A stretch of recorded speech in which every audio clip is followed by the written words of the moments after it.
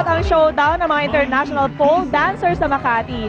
Pero talbog ang lahat sa pambato ng Pilipinas na kinilalang kampiyon sa pole dancing. Ang mainit na eksena sa pagpapatrol ni Ginger Conero.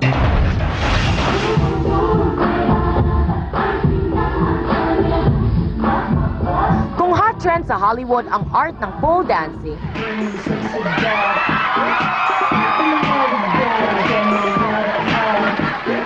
ini-enjoy na rin ito ng mga Pinoy bilang masayang forma ng exercise. Kinikilala na rin sa Pilipinas ang pole dancing bilang international competition. Nag-init ang Club Divino sa Makati sa hot showdown ng mga international pole dancers mula sa Japan, US, Russia, Ukraine at Poland. Kanya-kanyang acrobatic at mapangahas na gimmick ang mga pole dancers.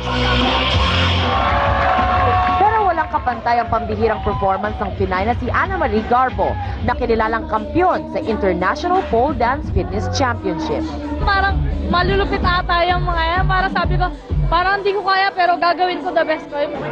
Natutuwa naman ang Pinay pole dancing instructor sa pagkilala sa pole dancing bilang fitness art at hindi malaswang performance.